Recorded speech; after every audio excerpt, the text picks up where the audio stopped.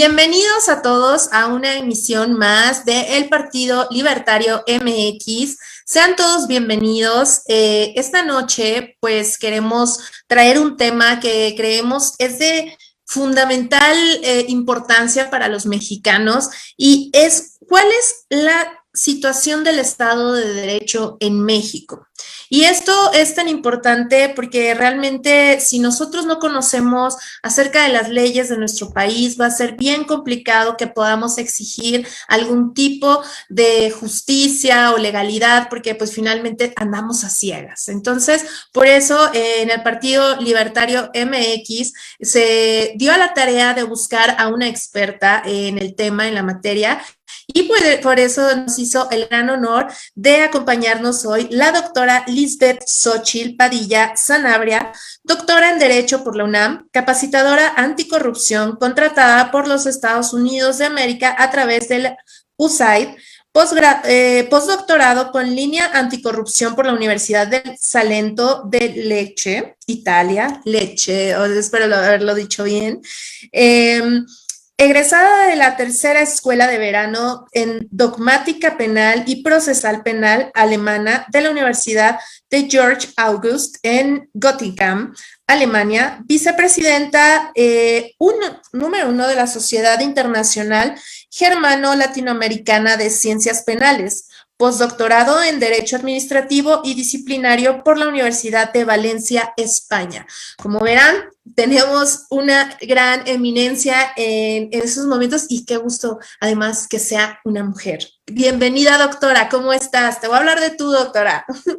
Claro que sí, Mari José, muchísimas gracias. Para mí un gusto y un honor estar aquí con ustedes, con los maravillosos libertarios que tanto admiro, que tanto quiero, ¿verdad? Y bueno, que también a Víctor, muchísimas gracias, Rubén, Alejandra, Pedro, Carlos, Pedro Martínez, muchísimas gracias por invitarme y bueno, pues aquí estoy a sus órdenes. Un gusto, doctora, tenerte por acá. Y mira, la verdad es que yo creo que a veces estos temas de la cuestión legal o la cuestión del Estado de Derecho, la gente como que no se involucra del todo y creemos que eso es un asunto que se debe dar nada más a nivel político, a nivel de los que se dedican al derecho, pero la realidad es que nos afecta a todos, doctora. Entonces, pues me gustaría y nos gustaría escuchar esta noche tu ponencia y lo que tienes para compartirnos el día de hoy y pues te dejo los micrófonos. Muchísimas gracias, Marijo. Bueno, pues esta parte del Estado de Derecho, fíjense que es muy importante, ¿no? Definitivamente las libertades, los derechos, las obligaciones de todos los sujetos deben estar direccionados a través de la norma jurídica, ¿no? Una norma jurídica que, bueno, de acuerdo a diversas materias que conforman este sistema, llamémosle así, este sistema del derecho, bueno, pues específicamente debe tener lineamientos, ¿no? Como decía Max Weber en su teoría de la acción, específicamente la norma jurídica es la que conduce, ¿no?, a los sujetos para que se comporten de determinada forma o de otra. Y bueno, también por ahí Michel Foucault, ¿no?, nos decía algunos temas sobre este punto. Michel Foucault, cuando nos habla del ejercicio del poder, y él señalaba que la norma o la tecnología de la norma, porque él veía al derecho como una tecnología, específicamente a la norma jurídica, pues es la que nos decía cómo debíamos nacer, cómo debíamos desarrollarnos y hasta cómo debíamos morir, ¿no? Entonces, bueno, desde esa perspectiva planteo la parte metodológica de mi exposición y les quiero decir que lo vamos a abordar desde la perspectiva de teoría de sistemas, entendiendo la teoría de sistemas, ¿no?, en dos autores, uno, el básico, uno de los básicos más bien, Niklas Luhmann, alemán, y pues otro norteamericano de los Estados Unidos de América, Immanuel Wallerstein, ¿no?, cuando habla de su sistema, su análisis del sistema mundo. Entonces, bueno, pues el sistema que está conformado específicamente por un punto económico que domina a los demás, ¿no?, un sistema económico que incluye a los demás sistemas. Entre esos sistemas, bueno, pues encontramos la parte del sistema jurídico, del sistema político, del sistema cultural, los que ustedes quieran, ¿no? Inmersos específicamente en el sistema económico. Y bueno, pues a partir de ahí, ¿no? Ya se crean las normas de acuerdo al momento histórico en el que estamos viviendo. De hecho, voy a utilizar un concepto que por ahí utilizaban los griegos, ¿no? Basado en la raíz griega cabernet. Y bueno, pues es específicamente la cibernética que quiere decir autoconducción, y esto implica que la norma jurídica será cibernética al sistema económico. Esto es, de verdad, a mí me parece que es algo infalible, es algo que no se puede refutar, ¿no? Es decir, la norma jurídica se direcciona de acuerdo a cómo el ejercicio del poder en turno, ¿no? Determina este elemento, ¿no? Para seguir manteniéndose en ese punto de vista. Y por ahí Manuel Wallerstein, en su libro Después del liberalismo, señala que aquellos que se mantienen en el ejercicio del poder, pues harán lo que sea con tal de seguir así, ¿no? Ustedes coméntenlo o imagínense desde la perspectiva de los aparatos ideológicos del Estado, si son marxistas, ¿no? Desde la perspectiva del sistema económico, si son neoliberales, desde la perspectiva de los pobres o del pueblo, si ustedes son populistas, ¿no? Y desde la perspectiva de la industria, si ustedes son capitalistas. Lo cierto es que la sociedad, y yo me refiero a una sociedad global, o sea, ni siquiera una sociedad mexicana, unos llegan antes que otros, pues podemos dividir en 5 fases, ¿no? Este desarrollo sistémico. Y este desarrollo sistémico a partir, y Manuel Wallerstein, lo podemos tomar desde la Edad Media, ¿no? Incluso desde antes, desde la época del esclavismo, ¿no? Desde los griegos, desde los romanos. Pero bueno, Wallerstein nos habla de un sistema mundo, y un sistema mundo que va desde el siglo XVI, despuésito desde la Edad Media, y bueno, pues yo me atrevería a decir que hasta ahora.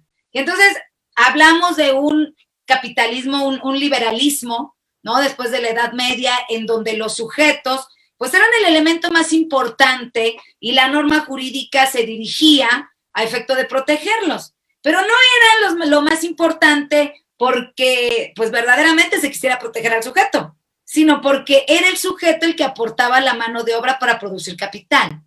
Después de ahí tenemos otra modernidad, ¿no? La primera modernidad, repito, el liberalismo.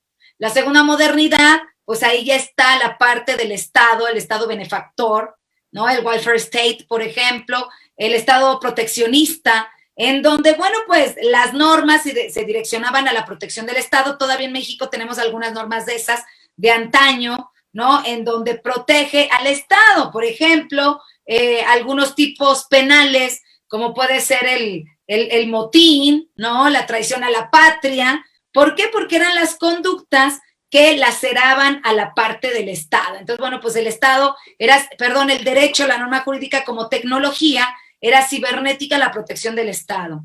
Después, con el crecimiento de la burocracia, ¿no? Y cómo también este Estado va teniendo problemas de tipo fiscal, ya cargas muy fuertes, como lo es, por ejemplo, prestar servicios sociales, ¿no? A muchísima gente que además en esa época se hicieron personas longevas porque el Estado les daba alimentación, el Estado les daba salud, les daba seguridad.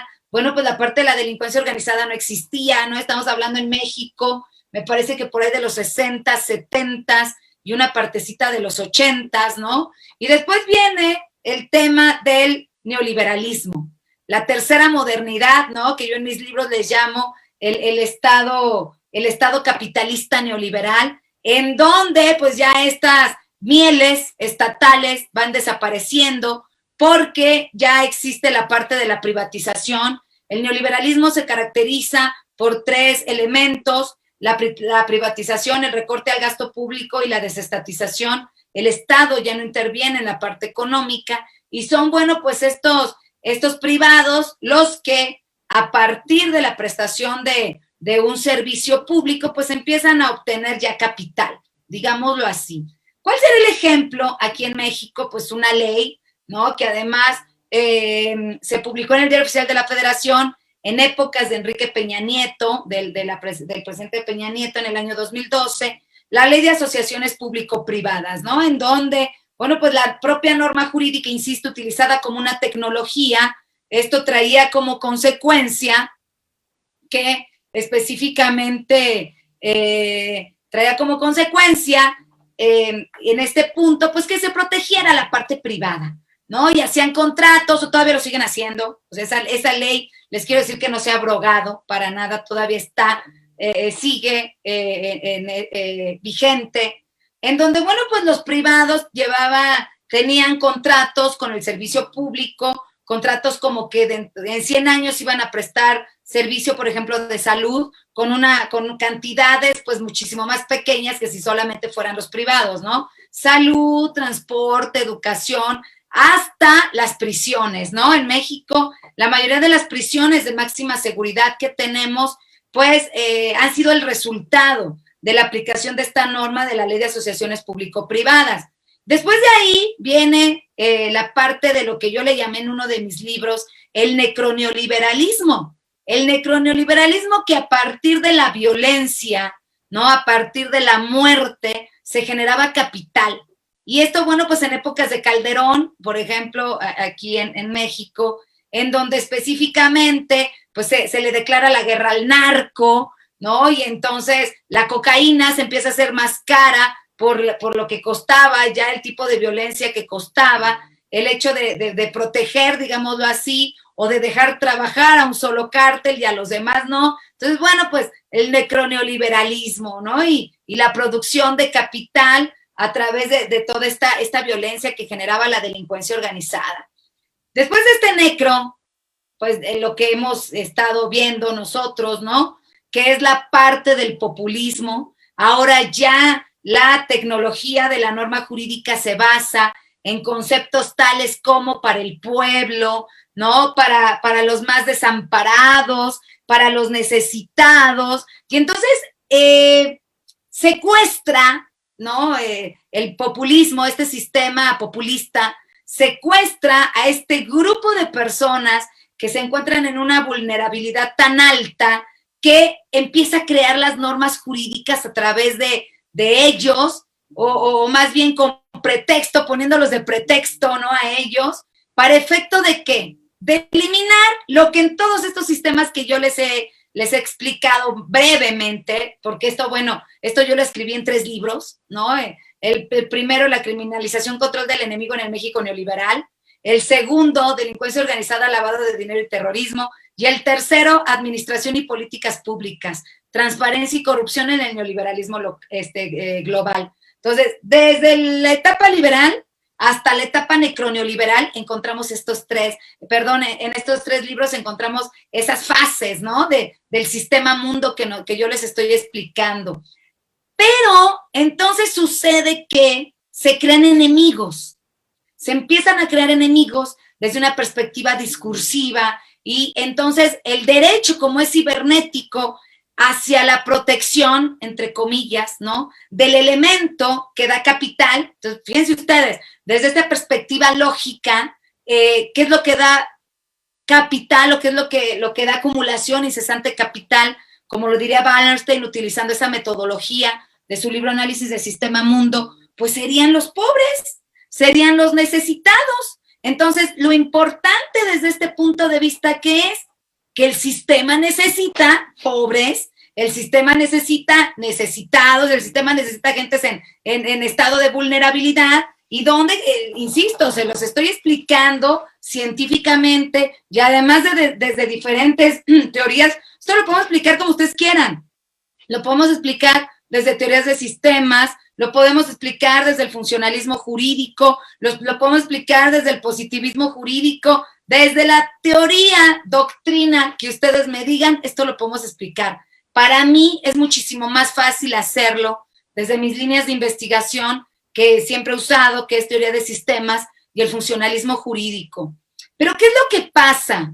Que a partir de la creación de la construcción ideológica de discursos, ¿no? Que permiten que un ciudadano sea lo que el ejercicio del poder quiere que sea, a partir de la norma jurídica, ya les expliqué la parte de la teoría de la acción de Max Weber. Si una norma jurídica dice, es delito vestirse de rojo, nadie se va a vestir de rojo. Si una norma jurídica dice, de acuerdo al código de ética, todos nos debemos vestir de rojo, pues todos estaremos vestidos de rojo. Si se dan cuenta, todo depende de lo que requiera la tecnología, ¿no? El ejercicio del poder aplicada a través de la tecnología de normas jurídicas.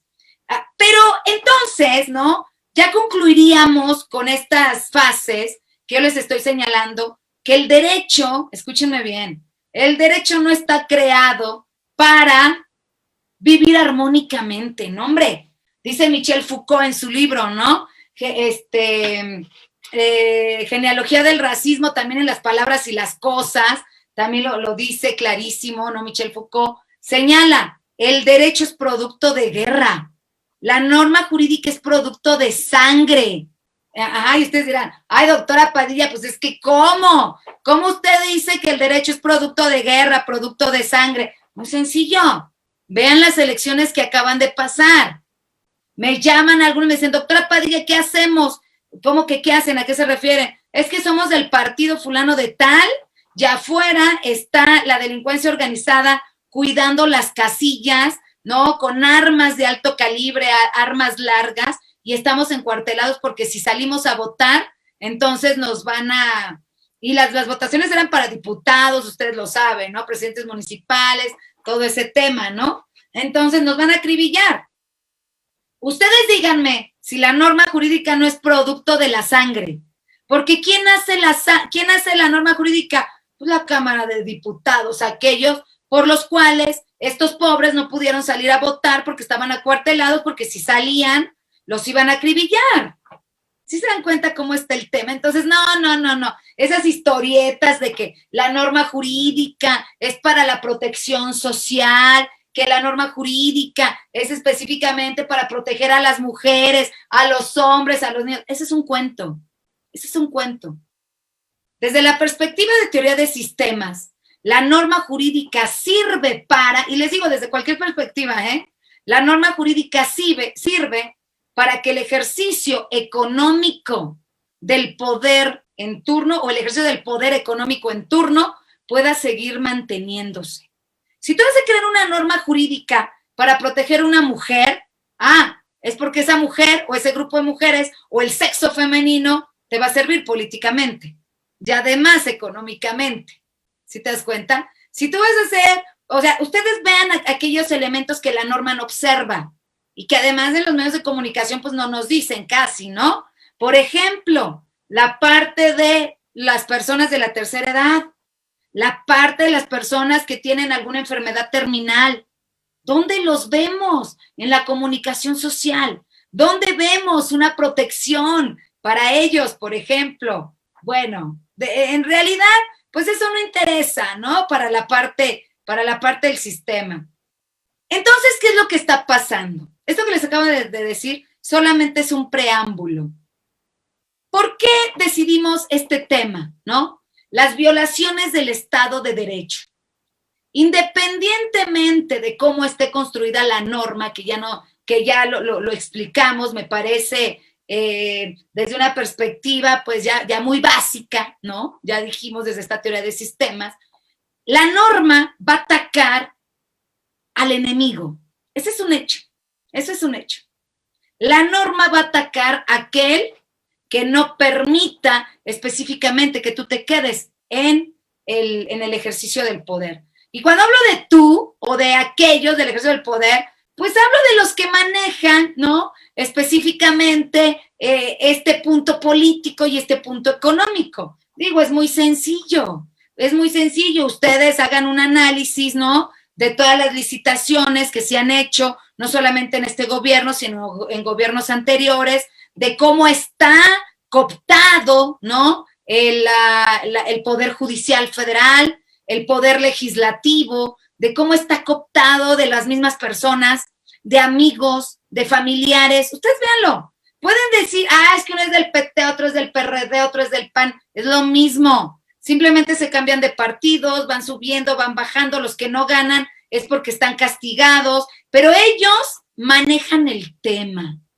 Lo demás es mero pretexto, ¿sí se dan cuenta? ¿Y cómo digo que lo manejan? Bueno, pues muy sencillo, ¿no? Ay, me encanta, yo estoy esperando las preguntas.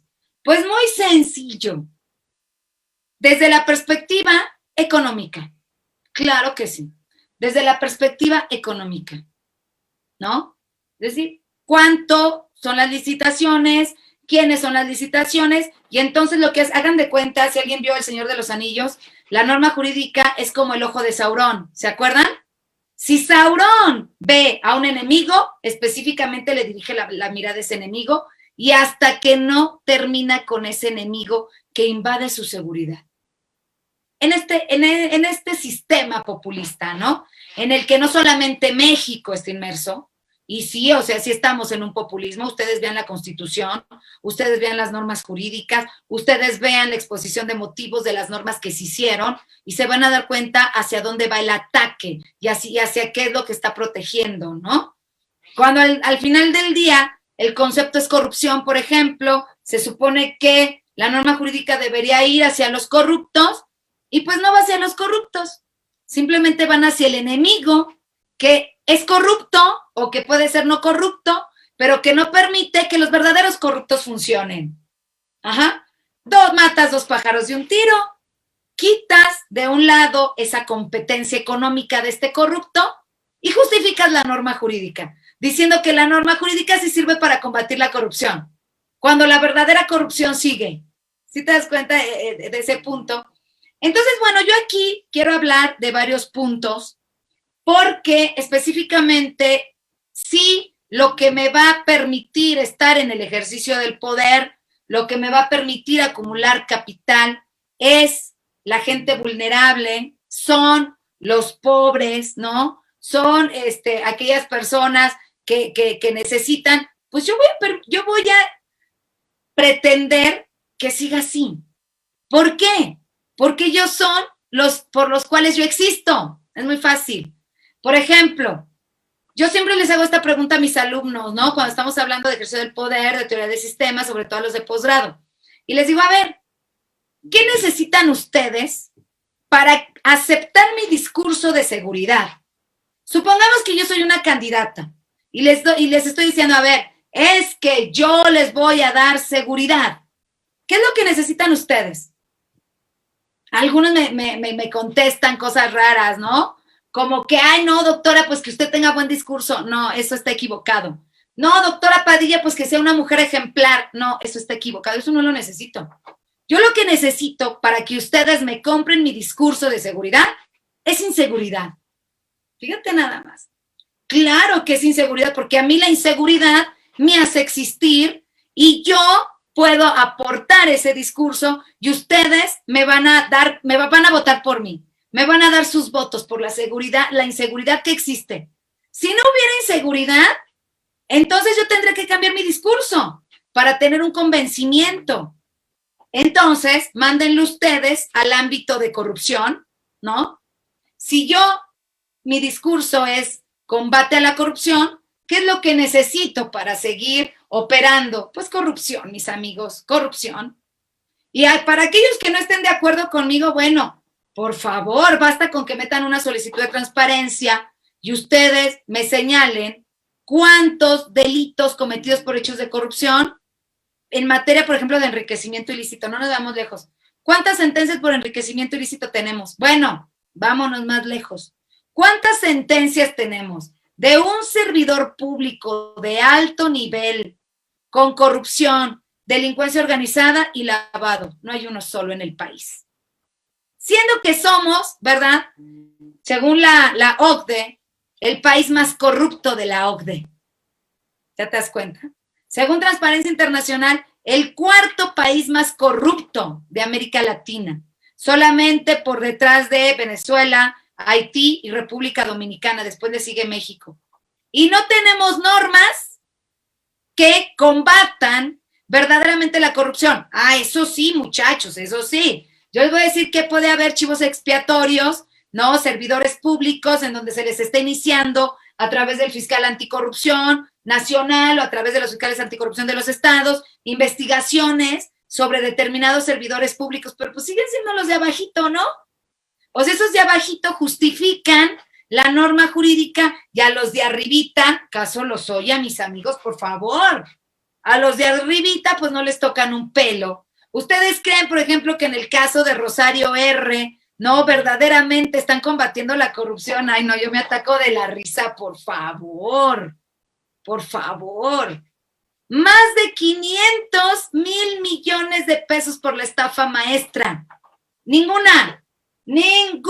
peso recuperado.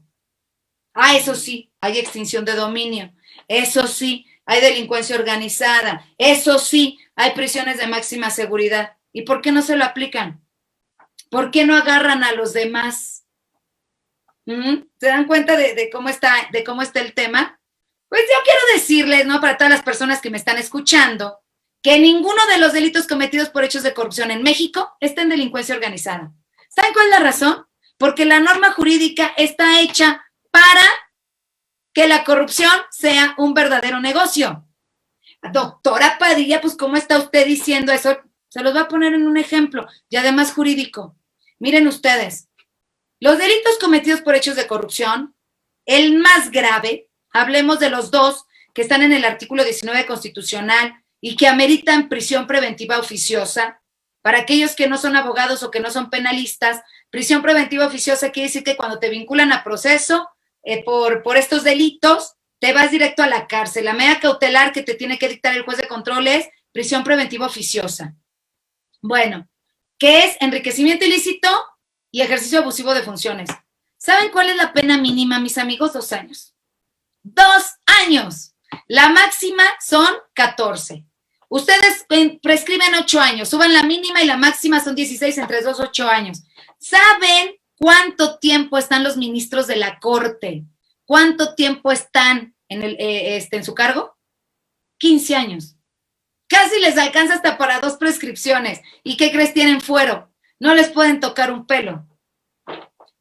O sea, es que a mí, por ejemplo, me molesta, ¿no? Estos discursitos de combate a la corrupción, estos discursitos, ¿no? De extinción de dominio, en donde tienen la base, ¿no? De su hacer, de su proliferación a los más necesitados, a los más pobres, ¿no? Y en realidad, no, o sea, absolutamente no combaten nada. Ejemplo, ¿ustedes se han preguntado que por qué no se investiga desde el ámbito de lavado de dinero, ¿no? Desde el ámbito de defraudación fiscal?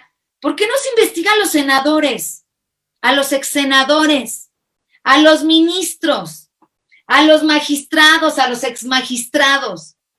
¿Por qué no hay una sola investigación? Y perdónenme, pero hay senadores que hasta exsenadores que hasta plataformas petrolíferas tienen, mis amigos.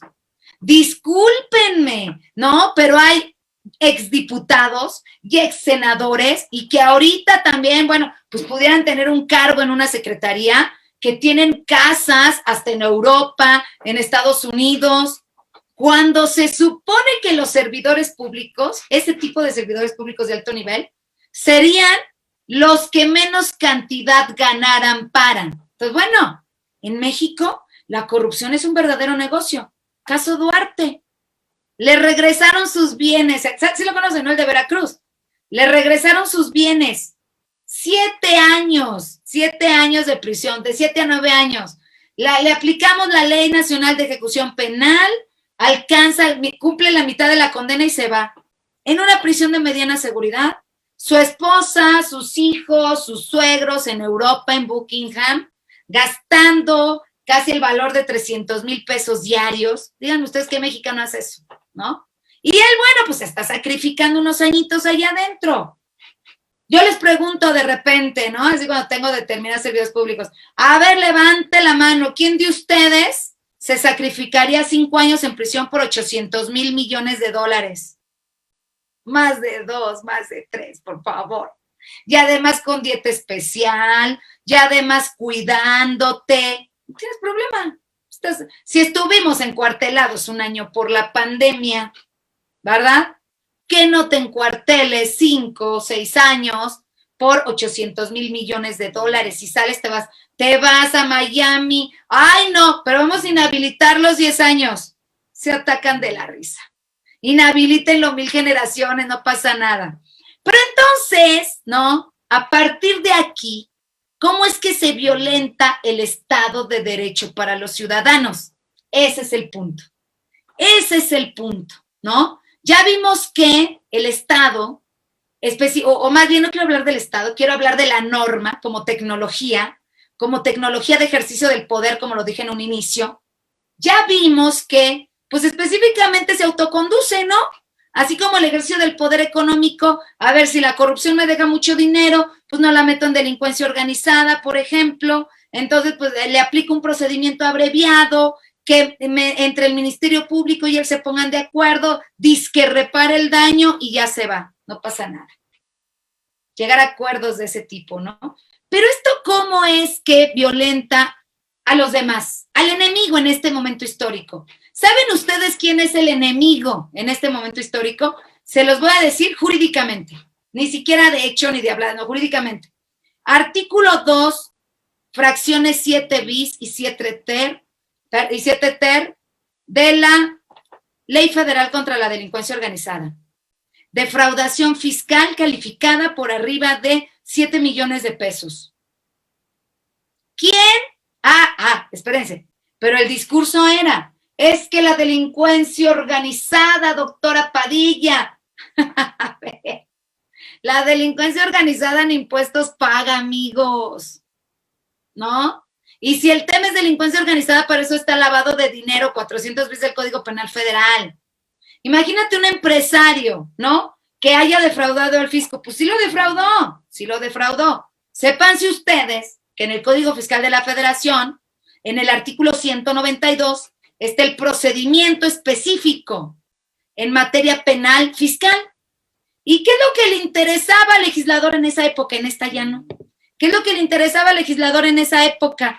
Pues recuperar activos, ¿no? A ver, defraudaste al fisco, paga lo defraudado y la Secretaría de Hacienda y Crédito Público le va a peticionar a la Fiscalía, ¿no? A la Fiscalía General de la República, no es a la Procuraduría Fiscal. Yo no sé cómo dicen que la Procuraduría Fiscal libra órdenes de aprehensión. Ay, no, espérense. Ellos son coadyuvantes, investigan, pero desde el procedimiento penal no pueden librar órdenes de aprehensión y pueden solicitar una siquiera ante el juez de control, por favor. No son la autoridad, eso lo hace la Fiscalía General de la República a través de su subfiscalía especializada en materia de delincuencia organizada.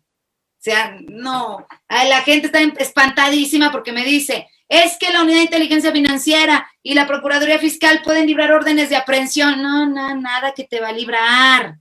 El único que libra una orden de aprehensión en este país, si están hablando de México, es un juez de control. Y a petición de la Fiscalía, en este caso de la Fiscalía General de la República, a través de su subfiscalía, ¿no? Entonces, no, y además el juez de control tiene que revisar el tema, a ver si están los elementos en la teoría del caso, esto ya te libra el orden de aprehensión. Pero así porque sí, no, espérate tantito.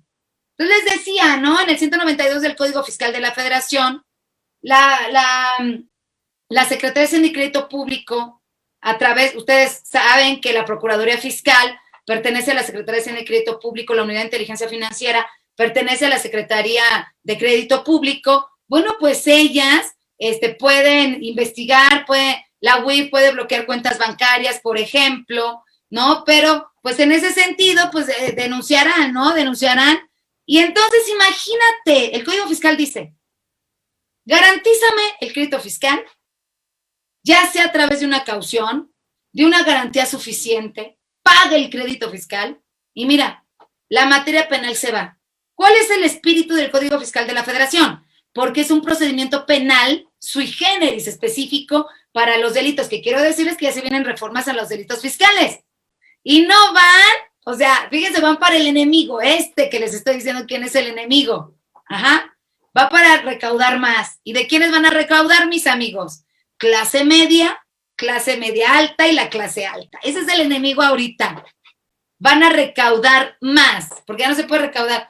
La delincuencia organizada, pues digo, ¿cómo no?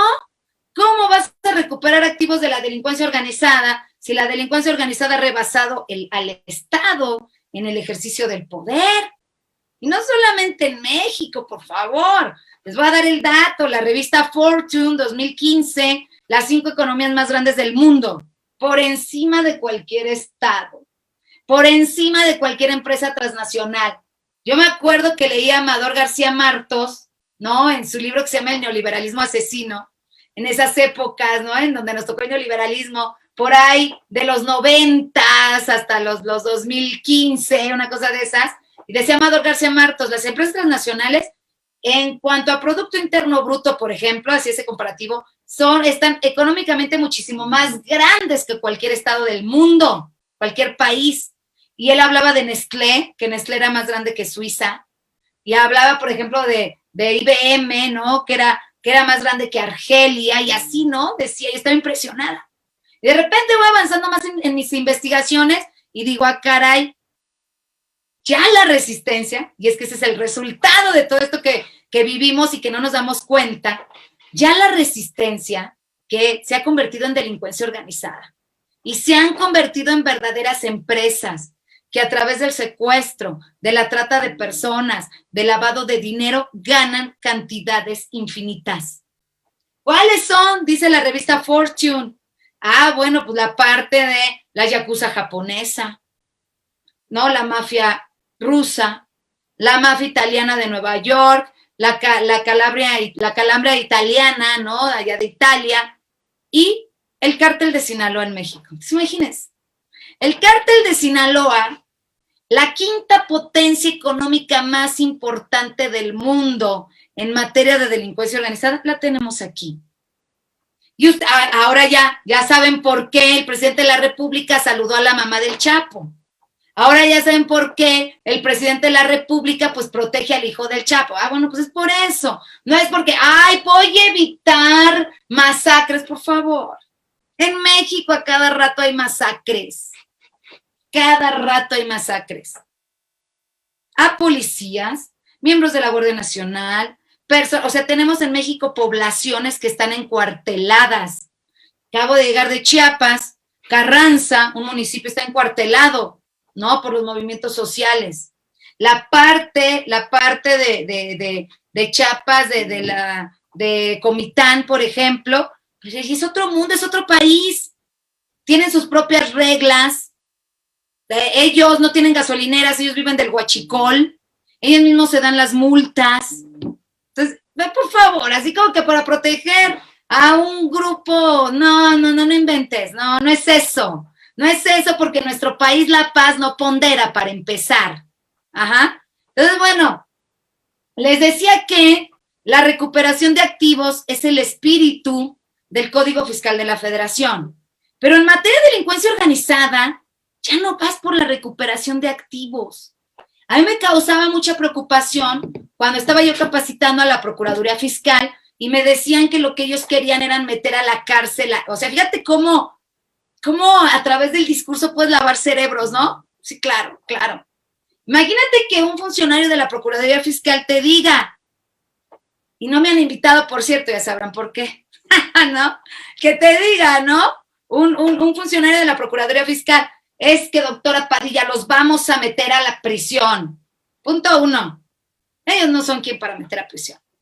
Punto 2, para efecto de demostrar una delincuencia organizada con defraudación fiscal, híjole, es muy difícil, perdón que se los diga, ¿eh? Y eso ni lo va a decir la Procuraduría Fiscal, ni lo va a decir la Fiscalía General de la República, lo va a decidir el juez de control. Hasta ahorita no tenemos una sola sentencia por defraudación fiscal y lavado de dinero. Ajá. Pero no se trata de la sentencia, se trata de eliminar al enemigo. Mientras son, como decimos en México, ¿verdad? Mientras son peras o son manzanas, pues lo que yo hago ya es específicamente señalar a través de un testigo protegido al empresario que no forma parte de mi equipo, que no está conmigo, lo señalo y ¿qué hago? Ah, pues a través de un testigo protegido lo pueden vincular a proceso. Que lo van a demostrar no lo sé, pero ya está vinculado y la medida cautelar es prisión preventiva oficiosa. Y además lo internamos en una prisión de máxima seguridad. ¿Se dan cuenta? Fíjense, esta norma jurídica que me saca de onda, que esto no lo he dicho, son los primeros, mis queridos libertarios, con lo que voy a decir este punto. El Código Penal de la Ciudad de México hace 15 días acaba de tener una reforma. Fíjate la violación de derechos humanos que cuando a mí me decía un amigo mío que quiero mucho, que le mando un beso, él sabe quién es, cuando a mí me decía, le digo, oye, esto es inconstitucional. Fíjense, el artículo 256 del Código Penal de la Ciudad de México se equiparará, o sea, se asemejará, ¿no? Para aquellos que no son penalistas, se equiparará a todos aquellos que formen parte de la administración de una asociación civil y que haya recibido recursos públicos como servidor público. ¡Ah, caray! O sea que el artículo 108 constitucional está pintado, ¿no? Pues ahí me dice claramente quiénes son servidores públicos. O sea que la Convención de las Naciones Unidas contra la Corrupción está pintada. ¿Cómo es posible que en una normatividad, aquí yo le decía a mi amigo, mira, hay de dos, o de plano no tienen ni mendiga idea de los derechos humanos, de lo que es el constitucionalismo, de lo que es el Estado de Derecho, o número dos, están utilizando como experimento a la Ciudad de México para que de ahí se vaya toda la República y a nivel federal. ¿Y por qué les están poniendo el tema de servidores públicos? Imagínate, ¿no? Un delito cometido por hechos de corrupción. Quiero decirles que hay delitos que también tienen que ver con los particulares, también les llegan. Hay faltas administrativas también por particulares y además son graves. Pero en materia penal, si eres servidor público, el tratamiento es distinto. Por el elemento del deber funcional y además tiene agravantes. ¿Qué quiere decir? Que a cualquier persona, otra vez el enemigo, ya los tenemos en la Ley Federal contra la Delincuencia Organizada, ¿no? A los empresarios. Bueno, pues a los empresarios, mis queridos amigos, ya los vamos a tener, por lo menos en la Ciudad de México ya están como servidores públicos con todas las agravantes. Cuidadito y un ejercicio abusivo de funciones, porque en términos del 167 del Código Nacional de Procedimientos Penales, les toca cárcel como medida cautelar, prisión preventiva oficiosa. Oiga, ¿y usted por qué está aquí en la cárcel? ¿Es servidor público? Pues no, pues yo solamente era el representante legal de la empresa fulana de tal, pero pues ya se equiparó en el Código Penal de la Ciudad de México, pues que soy ya servidor público y pues ya me metieron esa agravante y pues me aplican la medida cautelar de prisión preventiva oficiosa. Violación al Estado de Derecho, mis amigos. Sin señalar otras, como la parte del bloqueo de cuentas bancarias, ¿no? Que además ya se viene la reforma a la ley antilavado, cuidado, hay que estar hay que estar muy atentos a esa reforma, ¿no? Por ahí afortunadamente, digo afortunadamente porque sí quiero estar. Ya por ahí recibí una invitación, ¿no? De que, oye, doctora, pues para que vengas a dar ideas con respecto a esta ley antilavado. Pero yo les decía, cuidado con esa ley antilavado, porque lo que están haciendo en este gobierno, y eso sí lo he dicho en muchos foros, es aplicar los principios del derecho penal del enemigo en todas las materias. ¿Cómo cuáles? Pues prisión preventiva oficiosa, ¿no? Ya está en esos dos delitos de anticorrupción, ya está en lavado de dinero. ¿Cómo cuáles? En materia de extinción de dominio, basta con la pura investigación para que te inicien un preproceso de extinción de dominio y te apliquen una medida cautelar de aseguramiento de bienes. Ustedes chequen el 174, 175, fracción primera, segunda, sin que te inicien la demanda, 190, último párrafo. Que eso, la Corte no se pronunció, No se pronunció en las medidas cautelares. Nomás se pronuncian así de que, porque se acaba de pronunciar la Corte hace como 15 días en cuanto a la Ley Nacional de Extinción de Dominio y le quita algunas cositas así como que maquillarla. Toda la norma jurídica es inconstitucional, por favor. Desde la parte de la obtención de la prueba lícita por la Fiscalía. Los que son penalistas me entienden y los que me están viendo en las redes y que ya han llevado conmigo cursos en extinción de dominio me entienden perfectamente. Y los que no, pues quiero decirles que basta una investigación, ¿verdad?, hacia una persona por lavado de dinero, por delitos cometidos por hechos de corrupción, encubrimiento, robo de vehículos, delincuencia organizada, trata de personas, huachicol, por ejemplo.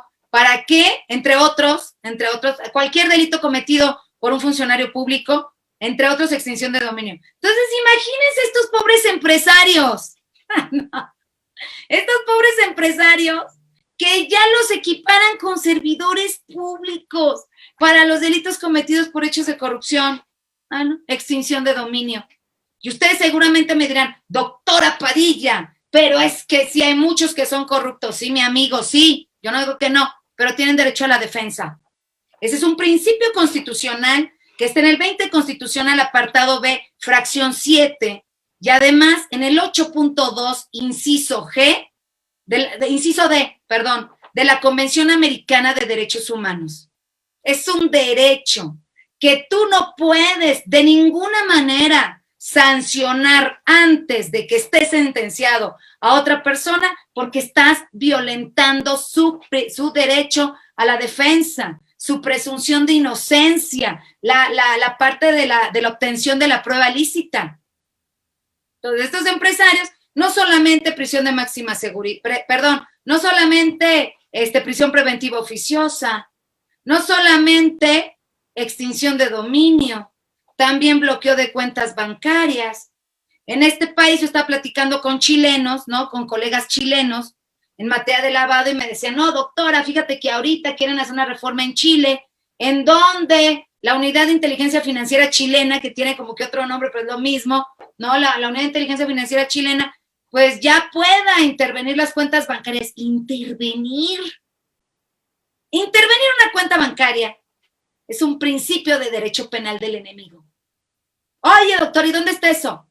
11 bis 1 de la Ley Federal contra la Delincuencia Organizada. Técnicas especiales en investigación en materia de delincuencia organizada, intervención de cuentas bancarias. Artículo 7, último párrafo de la Ley Antilavado.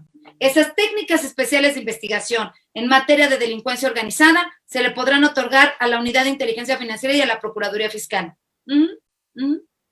¿Cuáles son? Intervención de comunicaciones, cuentas bancarias, financieras, entregas vigiladas, agentes infiltrados. Chequen ustedes la ley. Una ley que está vigente actualmente y que tiene su fundamento constitucional en el artículo 16, párrafo 9.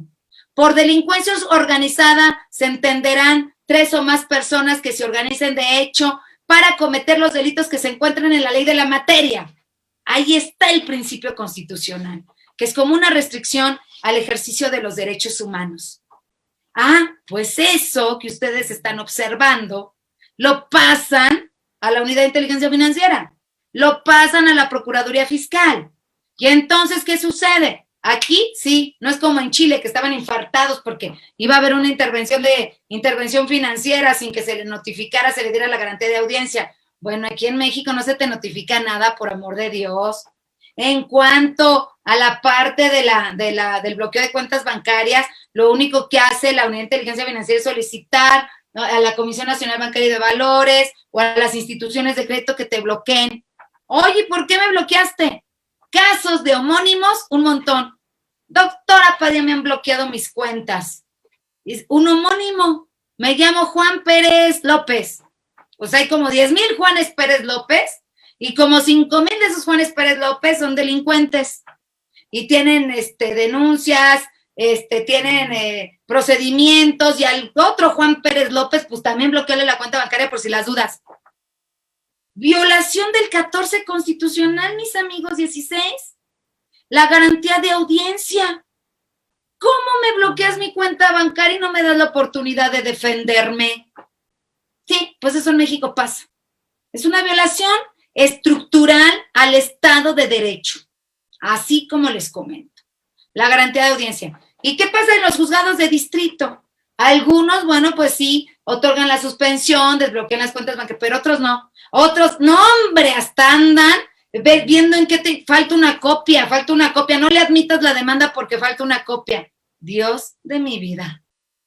Así específicamente les digo, es esta violencia con respecto a la parte de este Estado de Derecho, ¿no? Y bueno, mis amigos, pues no conforme con ello, la jurisprudencia de la Corte, ustedes saben, ¿verdad?, que la jurisprudencia es obligatoria en términos del 94. Ahora ya voy a decir yo, para lo que les conviene, porque ya con la reforma judicial, pues ya ustedes sabrán que en el artículo 228 de la Ley de Amparo, pues ya existe la interrupción de la jurisprudencia. ¿Qué es esta interrupción de la jurisprudencia? Si yo, Corte, emito una jurisprudencia, no va a ser obligatoria para mí, ¿eh? Para todos los demás sí, pero para mí no. Así que puedo resolver como se me dé la gana. Claro, que te dice la norma. Deberán señalar las razones del por qué. Bueno, eso cualquiera lo hace, ¿no? Dame una razón, pues tu razón es esta, la que quieras. ¿Cuántas quieres? Tengo 1000. ¿Quieres 100, 200? Ahí están. Pero bueno, pues esta jurisprudencia de la Corte, yo nunca había visto eso. Eso sí tengo que ser sincera. Más que en este gobierno, sí.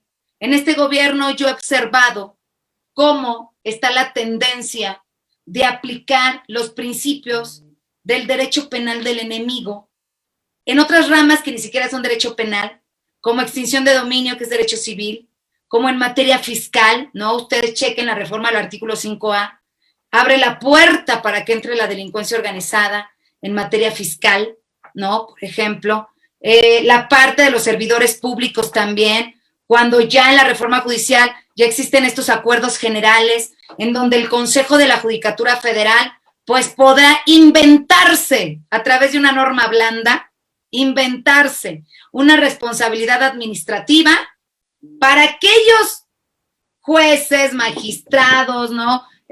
Cualquier funcionario del Poder Judicial que no se alinee a las determinaciones, ¿no? Por ejemplo, lo que le pasó al juez con la parte de la reforma eléctrica, ¿se acuerdan? Pues hagan de cuenta. Con la de los datos biométricos, otorgo los amparos, hagan de cuenta, pues ya lo están investigando a través de la Unidad de Inteligencia Financiera, ¿no? Para ver si está correcto su tema fiscal y financiero. ¿Y por qué no lo hacen como decíamos en un principio, no? Investígate cada año vamos a hacer una norma jurídica en donde la Unidad de Inteligencia Financiera, la Fiscalía General de la República, la Procuraduría Fiscal se investiga a todos los senadores, diputados y que chequen todos sus bienes, los que no estén a sus nombres. Nosotros tenemos ex magistrados que tienen específicamente a sus hijos estudiando en Europa, tienen unos megacasones, ranchos. ¿Con qué les gusta? 10 millones de pesos al año. ¿Pueden comprar eso? No, mis amigos. A nosotros no nos pueden engañar, no. Pero no los investigan. Por eso les digo a los cuates sí, como diría Carl Schmitt, ¿no? Uno de los favoritos de Hitler. Pues es que el derecho es para el enemigo. A mis amigos no me los toques. Ajá. Bueno, pues más o menos por ahí, por esa línea andamos. Y les decía que yo no había visto esto, ¿no? Tengo que meter un corolario. Yo no había visto esto porque la jurisprudencia de la Corte emitió una jurisprudencia que además no es materia penal, es materia administrativa disciplinaria para los servidores públicos, en donde le otorga facultades a autoridades que ya no las tienen y en donde aplican la retroactividad de la norma en perjuicio de las personas. A ver, que quede claro, yo no estoy diciendo que no se investigue, procese y sancione a los corruptos. Yo no estoy diciendo eso. Pero es muy diferente que nosotros podamos señalar que se sancione a un sujeto violándole derechos humanos. Eso no se puede.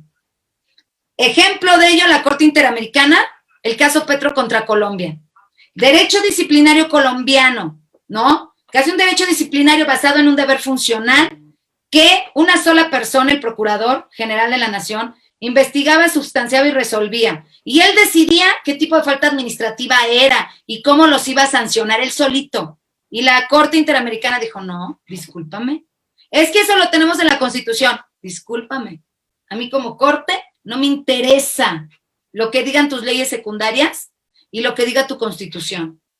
Tú como país que forma parte del Sistema Interamericano de Derechos Humanos, debes observar estas mínimas garantías hacia los sujetos que son imputados en materia penal, administrativa, cualquiera, civil, incluso la Corte Interamericana dice eso, por el caso de extinción de dominio. Cualquier rama jurídica que trajera como consecuencia el cambio de situación de una persona. Ahí está. Y condenó a Colombia. Entonces, nosotros mexicanos no podemos decir tampoco que porque lo dice la Constitución, que porque lo dice la jurisprudencia de la Corte. Entonces, ¿la Corte qué hace? En este caso en concreto que les digo, ustedes busquen la jurisprudencia 2022-133. Ajá, sí, 2022. No es cierto, 2022-311. Es esa, 2022-311. Y entonces, a capricho, porque eso fue, o sea, creen que uno no se da cuenta, a capricho de la Secretaría de la Función Pública, que con este tema de combate a la corrupción, las faltas administrativas antes o las infracciones prescribían en 1, 3 años y hasta 5. Pues no, la Secretaría de la Función Pública denunció y, es que deben prescribir hasta en 7 años, porque actualmente prescriben en 7, pero actualmente, del 2017 para acá. Pues la Corte dijo, no, pues todas las investigaciones que se realicen ahorita, vas a aplicar la actual ley, donde prescriben en 7 años, aunque los hechos hayan sucedido atrás del 2017. No puede ser. No, miren, yo estaba así como me estoy jalando los cabellos ahorita. No puede ser. ¿Por qué no puede ser? Porque en la propia Constitución tenemos bloques de constitucionalidad, ¿no? El artículo 29, párrafo segundo, te dice, hay derechos humanos que no se pueden restringir, no los puedes violar por ninguna manera. Es más, no puedes suspenderlos ni en caso de pandemia, ni en caso de guerra, ni en caso de lo que tú quieras. Nadie, ni lo puede decir ni el presidente, ni el Congreso, ni la Corte. No lo pueden hacer. ¿Saben cuáles son? El derecho a la vida, al nombre, los derechos de los niños. Pero entre todos esos que hay, el principio de irretroactividad, el principio de legalidad y las garantías mínimas para hacer efectivos esos derechos. Y la Corte, a través de la jurisprudencia, está violando el artículo 29 constitucional, párrafo segundo. Violación sistemática al ejercicio de los derechos humanos. Claro, ¿no? Por ahí, como me decían algunas personas, doctora, pues es que de aquí a que llegamos a la Corte Interamericana, pues sí, pero lo tenemos que hacer. O tenemos de dos, o nos dejamos que se sigan violentando estos derechos de forma sistemática a través de la norma jurídica para mantener el ejercicio del poder, para combatir la corrupción, entre comillas, para recuperar activos de donde no debes recuperarlos, los debes recuperar de la delincuencia organizada. Te recupera los activos de ahí. ¿Cómo recuperas los activos de la clase media? Y fíjense, ¿no? Todavía hay una persona que me decía, ay, qué bueno, a mí no me va a llegar la ley de extinción de dominio. No, es imposible que me llegue la ley de extinción de dominio. Y yo le decía, ¿por qué? ¿Por qué es imposible? Porque no tengo ni un bien. Pues sí, ¿no? O sea, es una norma jurídica clasista. Solamente para los que tengan bienes, para los que no, ni se preocupen, ¿eh? La Ley Nacional de Extinción de Dominio ni los va a tocar, por ejemplo. Entonces, mis queridos amigos, yo sí creo que debemos estar alertas.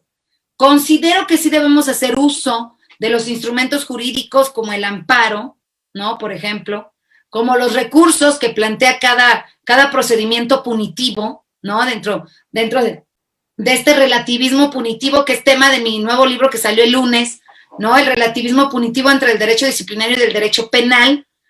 ¿Esto qué quiere decir relativismo punitivo? Que por un solo hecho, te pueden sancionar en materia penal de derecho penal del enemigo, en materia disciplinaria, en materia administrativa sancionadora, en materia de extinción de, no sé si ya dije extinción de dominio, o sea, te pueden sancionar de diversas formas. Tú dime cuál quieres. A ver, los que me están escuchando, ¿cómo quieren que yo les inicie una investigación y cómo quieren que yo los sancione? ¿Qué prefieres? ¿Bloqueo de cuentas bancarias? ¿Derecho penal del enemigo? O sea, delincuencia organizada. ¿Derecho penal acusatorio? ¿O quieres un derecho disciplinario? ¿O quieres que sea por el derecho fiscal? ¿O quieres que sea por extinción de dominio? Tú escoge. Lo único que necesito es ese hecho. Ya sé, muchos de ustedes que son abogados seguramente están diciendo, oye, doctora, pues es que se violenta el principio non bis in idem. A ver, quien esté pensando eso, los va a mandar a estudiar. Les voy a decir que no tienen ni idea de lo que implica el principio non bis in idem. El principio non bis in idem, que muchos dicen, nadie puede ser procesado, ese es un error, por un solo hecho por un solo hecho 2 veces. No, hombre, ese es un error. El principio non bis in idem se refiere a las sanciones. Nadie puede ser sancionado 2 veces por el mismo hecho.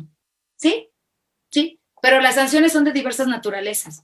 Unas son inhabilitación, otras te quitan los bienes, en otro te bloquean las cuentas, otras son prisiones preventivas, otras son prisión preventiva oficiosa, ¿no? Entonces, por favor, no. En otro te inician, te fincan un crédito fiscal. Entonces, no, el principio non bis in idem no se actualiza. Entonces hay que ver en este relativismo punitivo, porque también hay que checar en materia de derechos humanos el principio de proporcionalidad con respecto a las sanciones. Eso es lo que actualmente tenemos. O sea, no es algo que no exista o que venga, tenemos. ¿Hacia dónde vamos? Ya con esto concluyo, porque tampoco los quiero aburrir. ¿Hacia dónde vamos, mis queridos amigos? Con todo lo que yo he estado observando, es un tema específico personal, ese es un tema personal, eso es lo que yo observo. Este análisis de las modernidades, bueno, pues les digo específicamente, yo lo he venido desarrollando desde hace más de 10 años, ¿no? Y evidentemente viene otra modernidad después del populismo. ¿Qué sigue, doctora Padilla? Lo que yo observo es que si las cosas siguen así, violando derechos humanos, porque eso jamás lo habíamos visto que se materializara en una norma jurídica. Y ojalá, y si ustedes tienen una, me lo digan. En sentencia sí. Pero pues ya son procedimientos judiciales. Pero en normas jurídicas como tales jamás lo habíamos visto. Entonces, a mí me parece que el siguiente rumbo es un Estado neofascista. Sí, así como lo escuchan. Un Estado neofascista. Y ahí sí te van a decir, como en Venezuela, por ejemplo, qué es lo que debes comer, cuándo debes comer, cómo debes racionar la comida, cuándo te toca ir por agua. Como en el caso de la austeridad, ¿no? Ningún servidor público, puedes comprarte las marcas de vehículos que tú quieras, las que tú quieras, menos BMW, por ejemplo, Mercedes-Benz, están prohibidas por el gobierno. Puedes comprarte un Ford que te cueste más caro que un BMW, ¿no? Pero BMW no. Eso es actual, mis amigos, actual.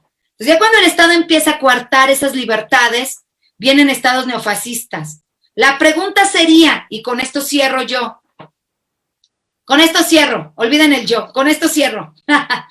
Así, ¿estamos dispuestos a vivir en un estado neofascista? O más bien, ¿qué necesitaríamos como individuos para aceptar un estado neofascista? ¿Saben qué necesitaríamos? Hambre. Mucha hambre, crisis, mucha crisis, crecimiento de la pobreza, no crecimiento económico. Entonces, son 2. ¿Estás dispuesto a? O la segunda, lo vas a tener que hacer, aunque no estés dispuesto a. Pero la última pregunta que yo dejaría en el tintero sería la siguiente. Y en caso de que cambiaran las circunstancias y de que no estuviéramos los mexicanos dispuestos a vivir este neofascismo, como no estuvieron dispuestos los colombianos, que hasta salieron a las calles hace unos meses, porque les iban a cambiar sus normas fiscales. La otra es, y los que están creando estas normas jurídicas, si el ejercicio del poder cambia, porque yo hablo en mi primer libro de la dialéctica del ejercicio del poder. La dialéctica del ejercicio del poder es ejercicio del poder y además es resistencia, ¿no? La resistencia siempre quiere llegar al poder, pero ese poder siempre está amenazado por la resistencia. Entonces, si ese ejercicio del poder que tenemos actualmente pasa ahora a resistencia, ¿se van a aguantar? ¿Se van a aguantar y van a permitir específicamente que esas normas jurídicas les lleguen? Ese es el tema, mis amigos. Es el tema. Y es un problema que podemos resolver desde el ámbito sistémico, y de lo único que yo hablé, si ustedes se fijaron, no hablé de política, de lo único que yo hablé fue de norma jurídica. Y además les di los artículos, los números de jurisprudencia, las leyes, las convenciones, los casos de la Corte Interamericana, porque aquí yo no les vengo a hablar de política y que yo creo, yo pienso y me parece, no, yo les vengo a hablar como una científica del derecho y que además me dedico a eso todos los días. Eso es lo que yo observo desde esa perspectiva. Pues les agradezco infinitamente el favor de su atención. Para mí, digo, yo puedo decir que no a cualquier persona, menos a los libertarios. A mí me encanta la gente crítica, ¿no? Y le decía a mi amigo con el que comí hoy, le digo, es que yo no puedo dejar a los libertarios porque me encanta la crítica de ellos. Son personas pensantes, son personas con los cuales te puedes elevar de nivel. Y eso para una persona como yo, no lo sé para ustedes, se convierte en orgasmos mentales, ¿no? ¿Verdad? O sea, es una gran satisfacción a nivel intelectual, a nivel mental. Y pues, por favor, ya dejo el micrófono y ya le doy el uso de la voz a mis amigos libertarios, a la crítica, a todas las voces, a la pluralidad. Muchísimas gracias. Un gusto y un honor haber estado con ustedes. Gracias. Doctora, wow, me quedé así de, en serio, qué bárbara, tienes pues todos los argumentos suficientes para tener a toda una audiencia ahorita pasmada, estando escuchando.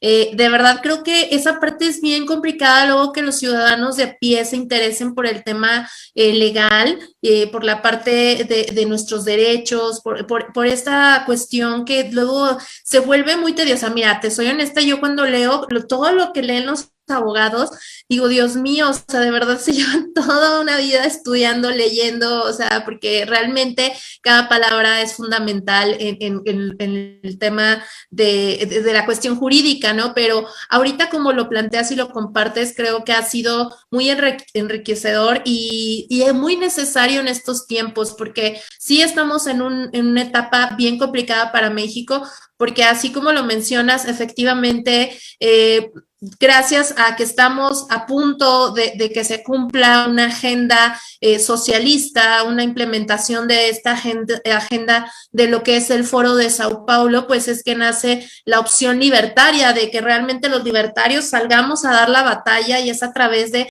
la creación de este Partido Libertario MX, el primero en México. Entonces, dentro de esta formación, doctora, justamente una de las propuestas principales del partido es fortalecer el Estado de Derecho. Entonces, mi pregunta sería, ¿tú cuál crees que sería la forma ideal que se puede fortalecer este Estado de Derecho? Sí, sí, Mari José, muchas gracias.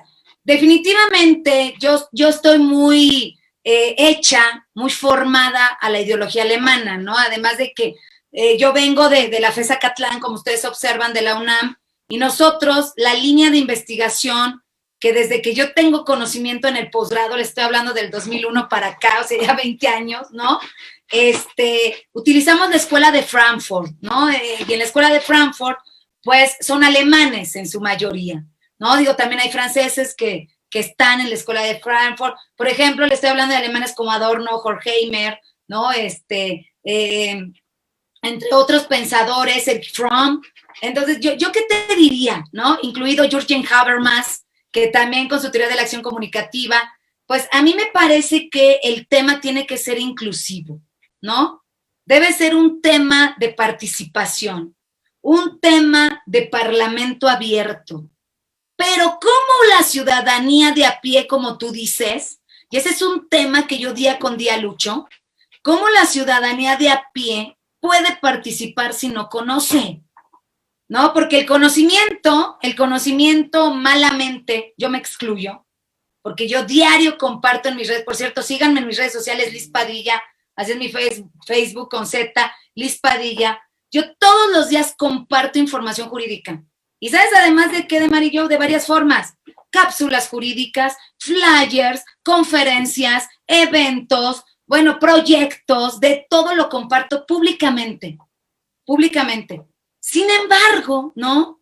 También me parece que México, como ha sido un país que tiene de todo, tenemos los climas, les decía, ¿no? Yo traía formación a Alemania porque, bueno, pues varias veces he estado en Alemania, he estudiado en Alemania y con personas que tienen esta mentalidad, ¿no? Ya ven que mis queridos amigos, que son muchísimos latinoamericanos, la Asociación Germano-Latinoamericana de Derecho Penal, cada que yo viajo allá digo, no, qué bello es mi México.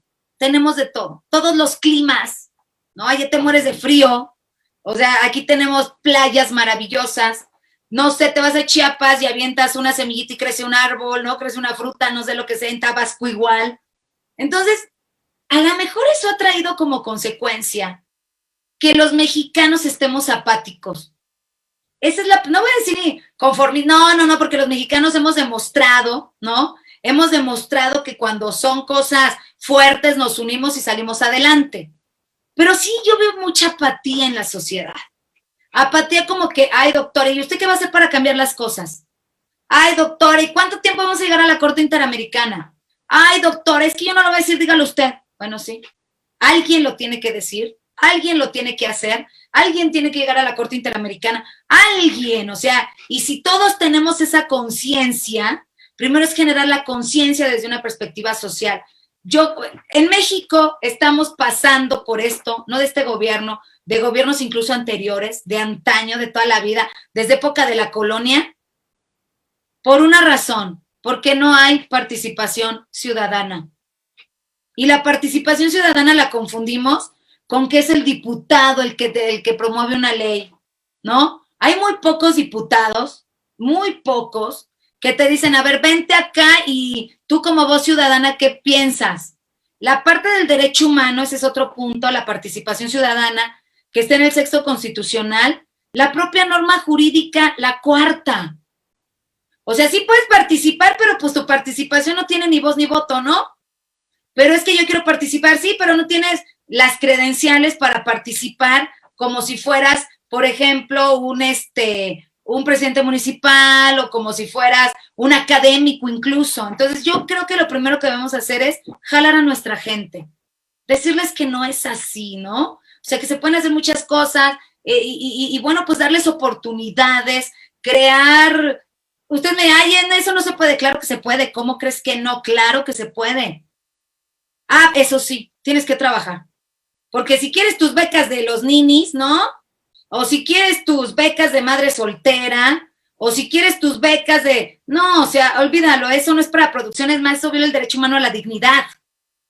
La dignidad de los sujetos es a través del trabajo. Eso es lo que debemos procurar. Y evidentemente, aquí tenemos un problema muy fuerte en México, fuertísimo, que es la delincuencia organizada. Sí. Esos negociazos de delincuencia organizada en donde ya los niños no solamente quieren ser los niños ya capos, ¿no? Sino que se los roban para que ya formen parte de los ejércitos de esas filas. Aquí en México, mis amigos.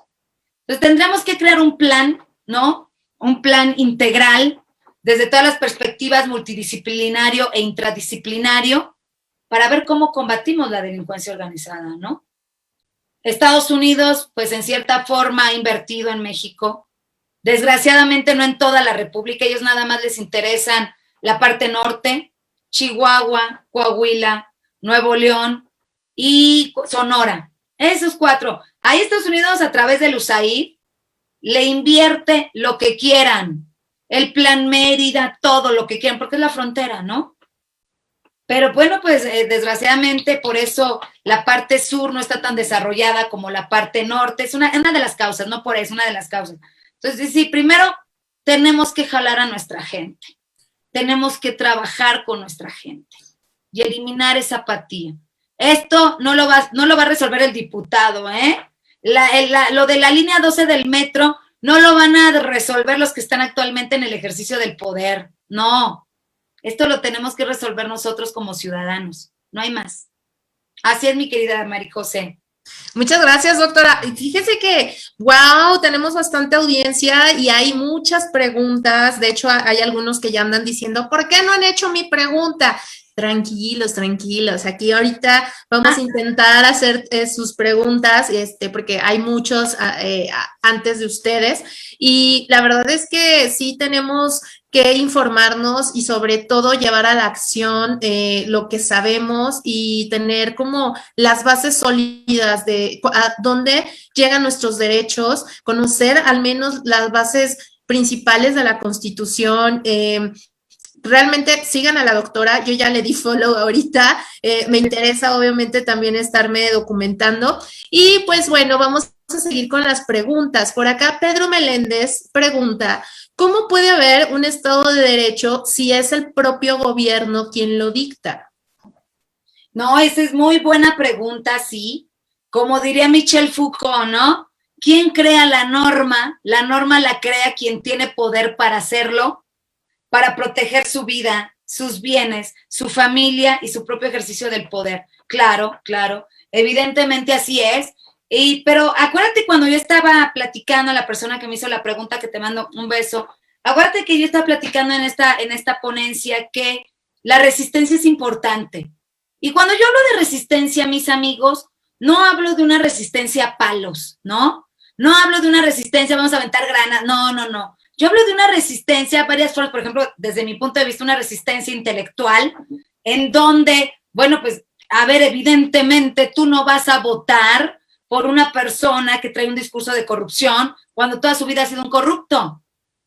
Entonces, eso es conciencia, eso es conocimiento. Entonces, o sea, sabes que no voy a trabajar, o no voy a hacer esto, o vamos a hacer, no sé, entre todos los mexicanos un paro nacional por este punto, porque no estamos de acuerdo.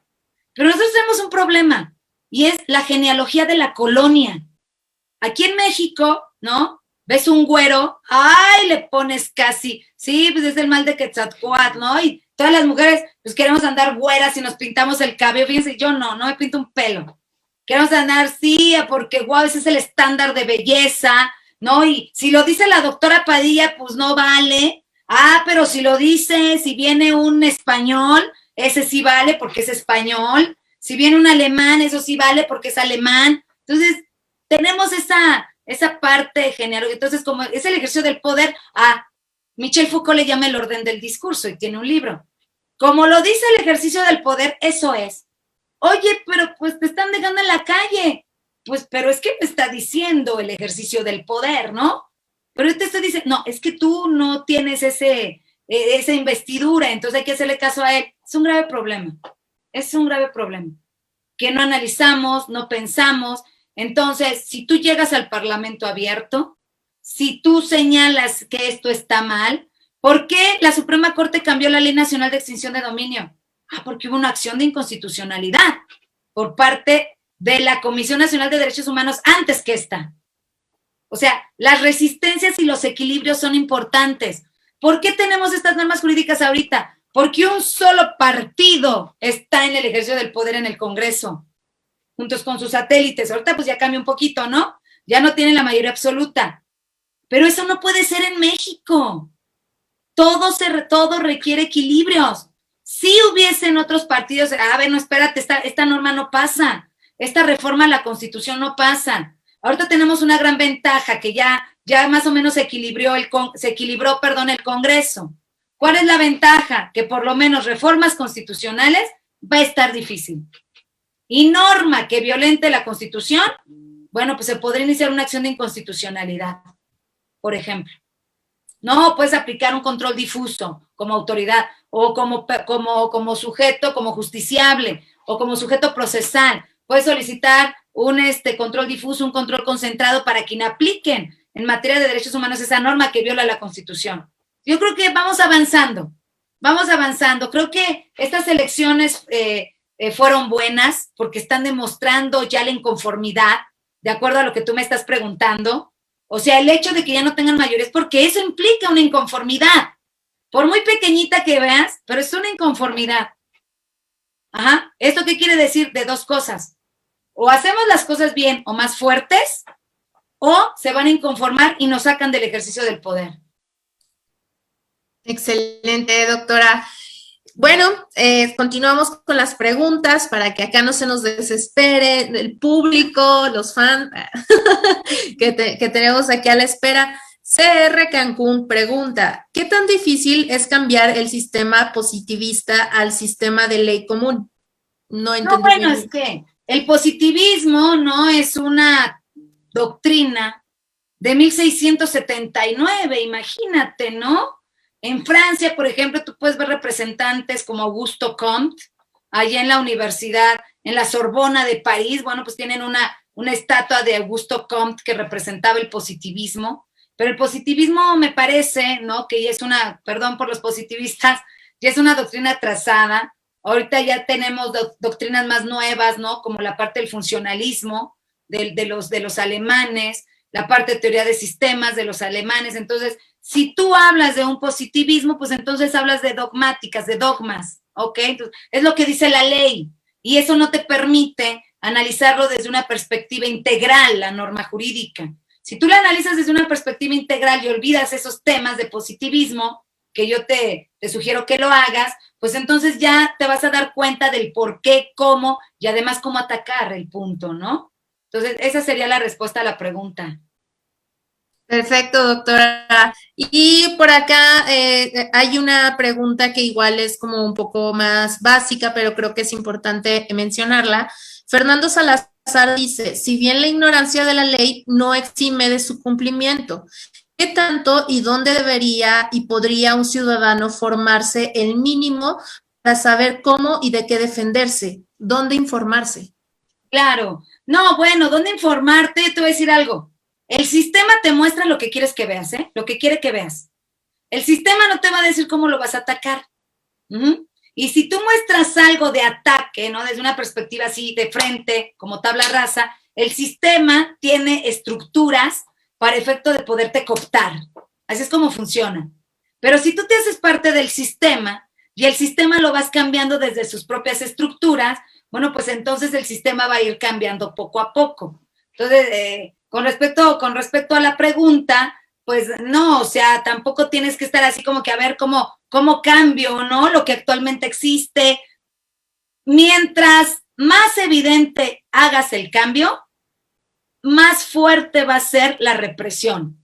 Ojo con eso. Por eso yo creo que el cambio debe ser intelectual. Porque si yo, insisto, no me voy con palos o con armas o con granadas, bueno, pues el sistema tiene estructuras como el derecho penal para poderme internar de inmediato a una prisión de máxima seguridad por delitos en contra de la nación.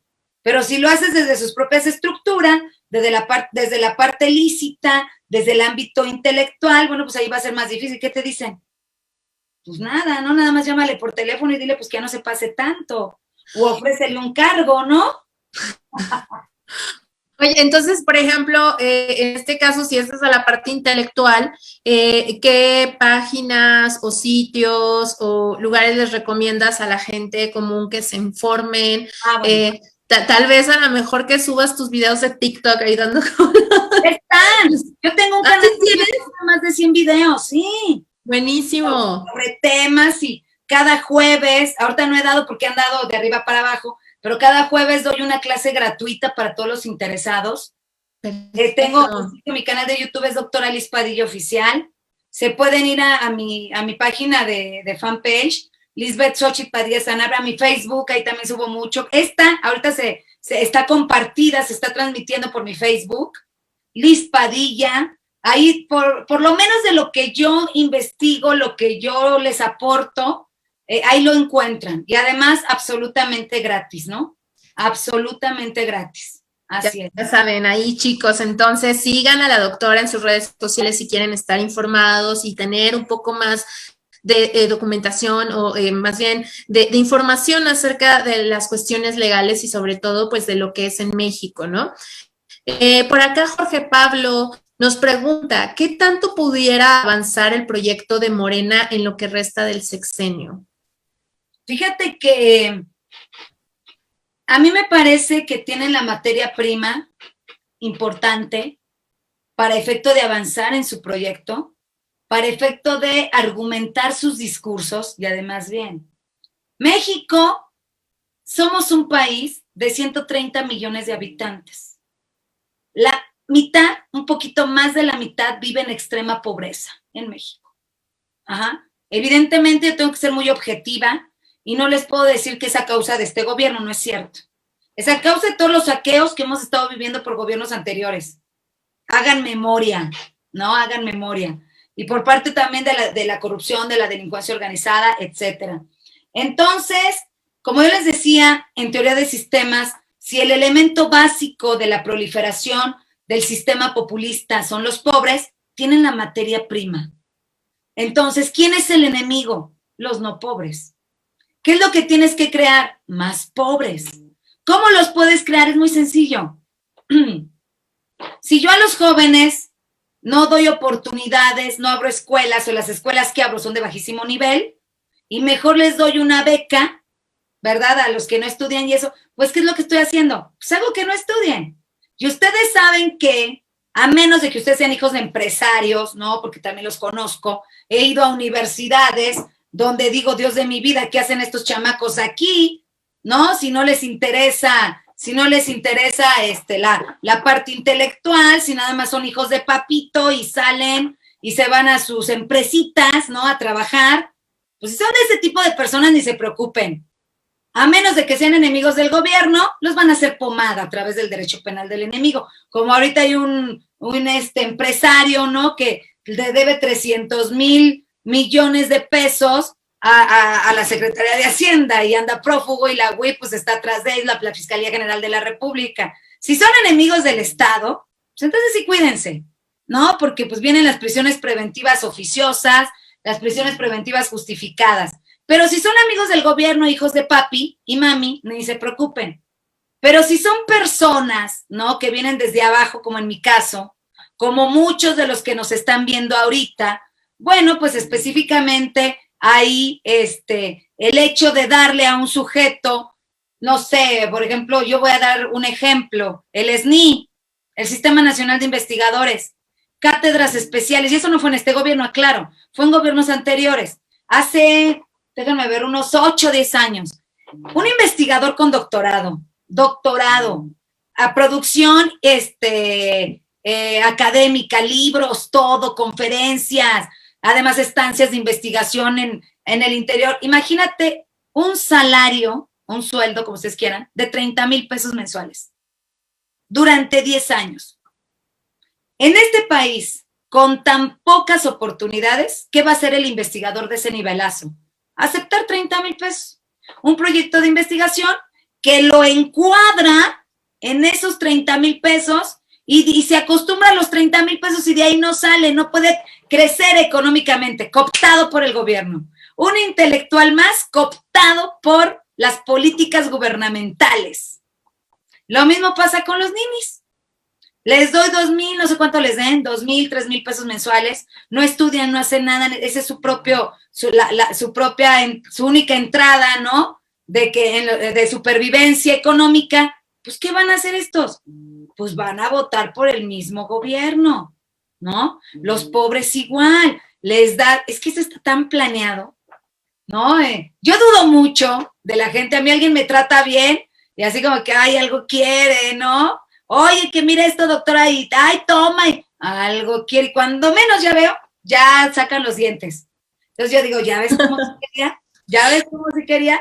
¿No? Oye, como recordar esta parte y yo creo que eso es esencial en Latinoamérica, el hecho de que nada es gratis, o sea, la gente sigue creyendo que las cosas son gratis y digo, ahorita ya mencionaste a los ninis y a todo eso, a mí me sorprende muchísimo la gente mayor, los adultos mayores, que dicen, no, es que el presidente nos está dando más pensión, o sea, de verdad ellos creen que el presidente saca dinero de su bolsa y les está dando más dinero. Cuando yo les he dicho, oigan, pero si se dan cuenta que ese dinero no sale de la bolsa del gobierno, porque el gobierno no produce, el gobierno no genera riqueza, ese dinero sale de la bolsa de todos los que trabajan y producen. Entonces, ya vieron que la gasolina está más cara, ya vieron que los alimentos también van a ir subiendo de precio. Cuando les pongo el ejemplo de Venezuela, les digo, allá en Venezuela el transporte público es gratis, pero la gente come de la basura, o sea, de verdad, Claro. eso es lo que quieren, o sea, es lo que buscan para México, pero es bien difícil, doctora, o sea, como que la gente empiece a que le carbure esta idea de dejar el estado paternalista, Sí. de que el gobierno es el que te va a salvar cuando, al menos en lo personal, yo como libertaria me defino minarquista. Yo estoy a favor de un estado mínimo en el que solo se encargue de seguridad y justicia, nada más. Entonces, pero bueno, acá luego ya me agarro echando también la plática, pero todavía hay quedan un par de preguntas para hacerte, doctora, y pues de verdad muy agradecida por tu tiempo. Por acá nos dicen... ¿Qué opinas si para fortalecer el Estado de Derecho, nos lo pregunta Rubén Ortiz, si se debería hacer más leyes o aplicar las que ya existen? No, ese es un error, ese es un error. Ahorita para todo es ley, ¿no? Yo creo que hay otra pregunta aquí, las voy a juntar si me lo permites, Mari José. Claro, claro, claro. Las voy a juntar. Me preguntan que si el derecho del enemigo es el verdadero problema del Estado de Derecho, ¿no? O también decir, con el derecho penal del enemigo se puede combatir toda esta parte de la corrupción. No, yo creo que la parte inflacionaria de la norma jurídica, hacer más normas por hacerlas, no nos va a resolver el problema. Está por demás demostrado que con normas jurídicas que te avientan, o sea, tenemos normas jurídicas que se acumulan, cuyas penas de prisión, mi querida Marijose, pueden llegar hasta los 300 años de prisión, imagínate. 300 años de, claro, y dicen que en México no existe la pena de muerte. No, quiero que se vayan a la penitenciaría, no aquí al diamante del reclusorio sur, para que vean si no existe la pena de muerte. Claro, no existe desde la perspectiva legal, pero desde lo fáctico, pues evidentemente ahí está. Entonces creo que no es así. La parte del derecho penal del enemigo aplicado en una sociedad que no es democrática, ¿no? A mí me parece que en México, dada esta violación del Estado de Derecho, este quebrantamiento del Estado de Derecho, no estamos en una democracia, es muy peligroso aplicarlo. Porque un derecho penal fuerte o un derecho civil fuerte como la extinción de dominio o la parte del bloqueo de cuentas bancarias fuerte, ¿no? Como el derecho administrativo sancionador el procedimiento de la unidad de inteligencia financiera, puede ir direccionado hacia el enemigo y lo podrán aplicar cuando ellos lo quieran y hacia quienes ellos quieran. Qué casualidad, ¿no? Dos cosas, qué casualidad que ninguno de los candidatos de Morena lo acribillaron en estas elecciones, ¿no? En esta etapa electoral. Qué casualidad que a ninguno de los que están actualmente en el gobierno les bloquean las cuentas bancarias. Eso habla de parcialidad, eso habla de corrupción, eso habla de favoritismo, eso habla que la norma jurídica no se les va a aplicar a ellos de ninguna manera, pero al enemigo sí. Al que no, o si tú formas parte de ese gobierno, pues van a agarrar chivos expiatorios. Pero ustedes vean los altos cargos, los altos niveles. Entonces, bueno, pues yo creo que esa sería la respuesta a esa pregunta. Ah, sí, dicen que ahora les dan beca o pensión, o los hacen SNI. ¿Qué es eso? Sí, el SNI es el Sistema Nacional de Investigadores, donde están los mejores investigadores del país.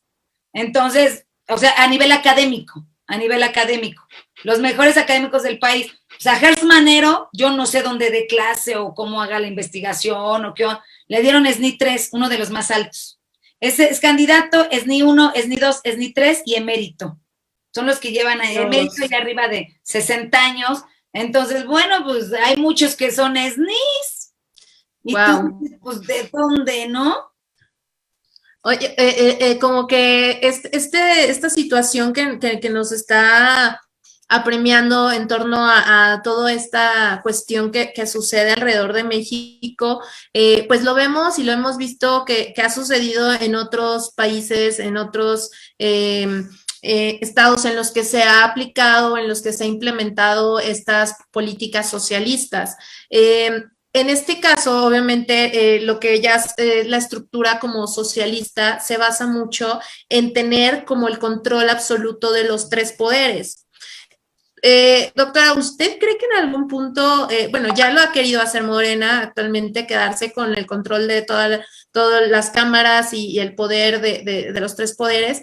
¿Cómo se puede defender esto, doctora? ¿Cómo podemos evitar que tengan el poder absoluto esta gente? Mira, yo desde esa perspectiva, Mari José, que tú me señalas, solamente le veo la Corte Interamericana de Derechos Humanos. Desgraciadamente, la Corte Interamericana no tiene mucho capital, ¿no? O sea, quiero decirte que los países que forman parte de ella, del sistema interamericano, de la Convención Americana de Derechos Humanos, solo es de buena fe. Pero la Corte está en Costa Rica. Costa Rica no tiene ejército, ¿no? Me acuerdo cuando estuve allá en los 40 años, iba yo en el camión, bueno, no manejándolo, sino iba no de turista, sino de un lado a otro, y una costarricense se me acerca y me dice, tú no eres de aquí, ¿verdad? Le digo, no, yo soy mexicana. Le digo, ¿cómo están en Costa Rica? Y me dice, muy bien, estaba orgullosísima de que en su país no tenían ejército. Y la razón es porque no lo necesitaban, porque ellos eran una sociedad de paz, así me decía. ¿A qué voy? A que en Costa Rica ni siquiera tienen ejército, por ejemplo, no pueden hacer valer. Sí, ya sé lo que me dirán. Doctora Padilla, es que la Convención Americana tiene normas para hacer efectivas sus determinaciones, sus sentencias. Pues no. O sea, sí desde la norma, pero eso no te garantiza nada. Por ejemplo, el caso de Colombia, el caso Petro contra Colombia, en donde, bueno, pues ya se creó una norma y me están diciendo que por ahí que ya se va a autorizar, ya se autorizó por una parte el Congreso, me parece falta que, creo que la Corte, no me crean mucho esto porque no me sé mucho el tema de cómo están las autoridades colombianas, pero lo cierto es que están desconociendo la sentencia de la Corte Interamericana. Perú, ¿qué pasó con Fujimori? ¿No? Fujimori igual se sale del sistema interamericano de derechos humanos cuando estaba cometiendo actos de corruptela, etcétera. ¿Qué sucede? A Fujimori hasta le imputaron delitos de lesa humanidad. Tiene que ser desde el ámbito internacional, Mari José, con el ámbito mexicano no. Delitos de lesa humanidad. Yo he hablado de lesa humanidad por la cuestión de la pandemia. Por favor, por supuesto, que se actualiza el artículo 7, inciso K, de la Corte Penal Internacional, ¿no? Ay, no me acuerdo cómo es esta ley. A ver, discúlpenme, pero se actualiza el delito de lesa humanidad. Entonces, pero se ríen aquí en México. ¡Ah, ja, ja! Delitos de lesa humanidad, sí, cómo no, porque nunca hemos tenido a nadie. Pero hay algo que quiero decirles. Si tú llevas al sistema al extremo, no te confíes, porque ese sistema te va a atacar. Entonces no puedes estirar tanto la liga como lo está haciendo este gobierno sin que existan consecuencias. Exacto, consecuencias a nivel tanto internacional como a nivel internacional. Entonces, insisto, yo lo veo desde la perspectiva de la norma jurídica. Me parece que sí se están violando muchos derechos humanos a nivel constitucional y a nivel convencional, y lo que es peor, les vale, no les interesa. Wow, pues chicos, creo que esta noche nos ha quedado una gran enseñanza. Yo creo que el principal mensaje que nos está compartiendo la doctora Liz es, de verdad, infórmense, lean, documentense. Realmente la información es la única manera que nosotros vamos a poderle dar batalla a los gobiernos totalitarios que, como sabemos, en estos momentos se quiere pues imponer en nuestro país. Tal vez era lo que nos hacía falta vivir a los mexicanos para realmente activarnos y decir, oigan, estamos dejando que cada político siga haciendo lo mismo, cada vez lo mismo, y ahora llegó algo peor. Entonces, estamos en este punto de quiebre en el que, pues como bien decía la doctora, o terminamos perdiendo por completo nuestra libertad, como decía, de que ya nos puedan racionar la comida, el agua, o sea, todo, o realmente exigimos y nos ponemos las pilas nosotros mismos con los derechos que nos corresponden por como está estipulado en la ley. Entonces, doctora, pues no sé si quiera hacer algún comentario adicional, quieras hacer un comentario adicional, perdón, para irnos despidiendo y de entrada agradecerte muchísimo todo lo que nos has compartido hoy. No, hombre, María José, digo, qué hermosa plática tuvimos, de verdad, plática riquísima, muchísimas gracias por la invitación. A Víctor, a los Pedros, porque hay dos Pedros, a Rubén, muchísimas gracias a ti, de verdad, a todos mis amigos libertarios que saben que los respeto y además los admiro infinitamente, no solamente mexicanos, sino también sabemos, ¿no?, que hay extranjeros, y bueno, pues yo respeto infinitamente sus posturas. Cualquier postura yo la respeto, cualquiera, hasta posturas neofascistas, si ustedes quieren, posturas populistas, neoliberales, capitalistas, siempre y cuando tengan argumentos. Claro. Nada más. Así de que, ay, me parece, creo, considero, ya, no, o sea, eso, para mí son argumentos de bajísimo nivel que la verdad me dan flojera y pues como que mejor me retiro del lugar, ¿no? Entonces, muchísimas gracias y agradecerle a toda la gente que nos está viendo, también en las redes sociales, hay que estar alertas. Como ciudadanos tenemos que estar alertas, porque el gobierno que tenemos es el gobierno que nos merecemos. Eso Exacto. no se debe olvidar. Exacto, y yo creo y me gustaría como cerrar con esta frase que yo creo que resume mucho esto que comentas, doctora, que dicen que el precio de la libertad es su eterna vigilancia. Entonces, pilas, chicos. Pilas, chicos, y pues esto sería todo por nuestra parte. Síganos en nuestras redes sociales, únanse al Partido Libertario MX, el primer partido libertario en México, y pues por nuestra parte sería todo.